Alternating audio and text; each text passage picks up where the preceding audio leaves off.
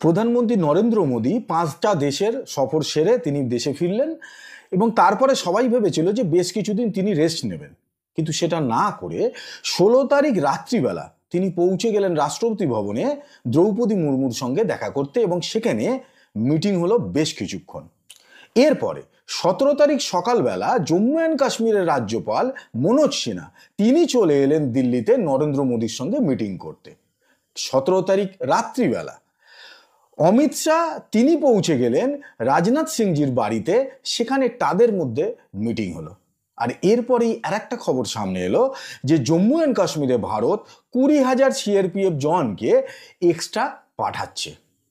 এখন এই ঘটনাগুলোকে যদি পরপর দেখা যায় তাহলে কিন্তু একটা গল্প কোথাও খুঁজে পাওয়া যায়। যদিও প্রিন্ট মিডিয়া, নিউজ মিডিয়ায় এটা দেখানো হচ্ছে যে বিজেপি বিভিন্ন নেতারা তারা নিজেদের মধ্যে আলাপ আলোচনা করছে, যেহেতু মনসুন সিজন শুরু হচ্ছে পার্লামেন্টে, সেখানে বিরোধীদের কাউন্টার করার জন্য তারা নিজেদের মধ্যে মিটিং করছে।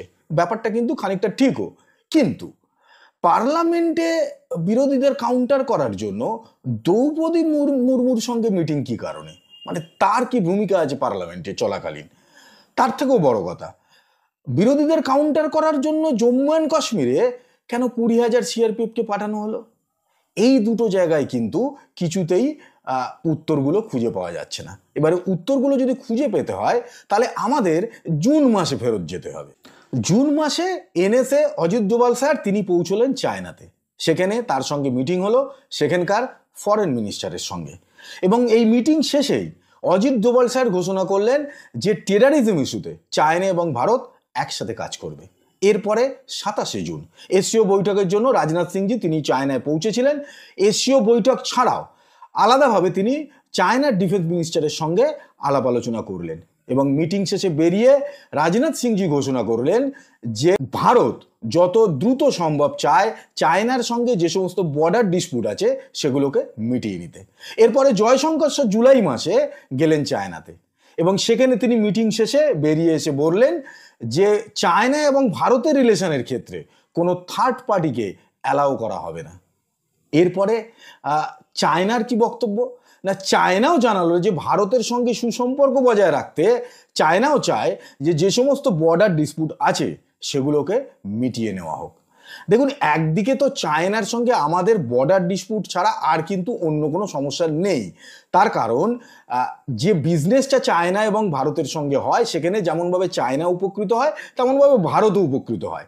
একমাত্র ডিসপিউটের জায়গা হচ্ছে বর্ডার, আর তার সঙ্গে পাকিস্তানকে যেভাবে চায়না মদতটা দেয় সেইটা যদি চায়না বন্ধ করে দেয় তাহলে কিন্তু ভারতের সঙ্গে সম্পর্ক ঠিক হওয়াতে কোনো রকম বাধা থাকে না।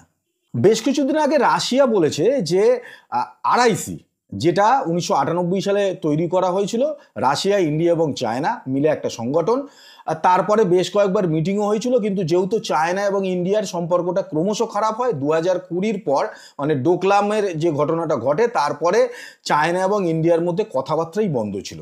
তাই রাশিয়া বারেবারই বলছিল যে আরআইসিকে আবার রিভাইভ করতে হবে। চায়নাও খানিকটা রাজি হয়েছে, তারাও বলছে হ্যাঁ আরআইসিকে রিভাইভ করা হোক। এক্ষেত্রে ভারত কিন্তু এতদিন চুপ ছিল, কিন্তু ভারতও এবার বলছে যে আরআইসিকে রিভাইভ করা হোক।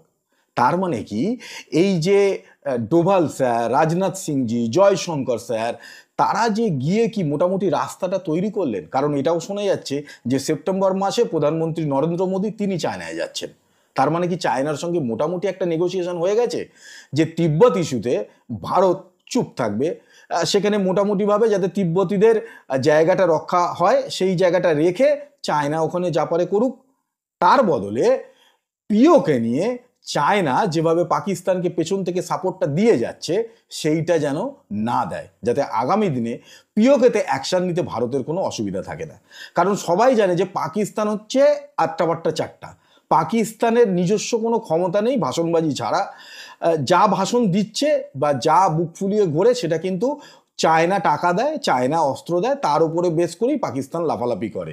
ফলে চায়না যদি হাতটা তুলে নেয় তাহলে কিন্তু পাকিস্তান একেবারে মাঠা মারা যাবে, এটা সবাই জানে। কারণ চায়নাও আস্তে আস্তে পাকিস্তানের উপর থেকে হাতটা তুলে নিতে চাইছে, কারণ যখনই পাকিস্তান আমেরিকাকে তার এয়ারবেস ব্যবহার করতে দিচ্ছে এটা কিন্তু চায়নার জন্য বিপজ্জনক। ফলে চায়নাও কিন্তু আস্তে আস্তে পাকিস্তানের ওপর থেকে হাতটা তুলে নিচ্ছে। আর যদি সেটা হয় তাহলে কিন্তু আগামী দিনে পিওকের ওপর অ্যাকশন আমরা দেখতে পাবো, এবং হয়তো কয়েক মাসের মধ্যে আমরা এটাও দেখতে পাবো যে নরেন্দ্র মোদী এবং শি জিনপিং তারা ডিনার শেষে বেরিয়ে করমর্দন করছেন এবং দুজনেই তাদের নিজের নিজের দেশের উদ্দেশ্যে কোনো ভাষণ দিচ্ছেন, এবং হঠাৎ করেই হয়তো পিওকেতে অ্যাকশন হয়ে গেল এবং পিওকেটা যেটা ওরা দখল করে বসে আছে পাকিস্তান, সেটা আমাদের পাটে চলে এলো। সেই দিন বোধহয় খুব সামনে।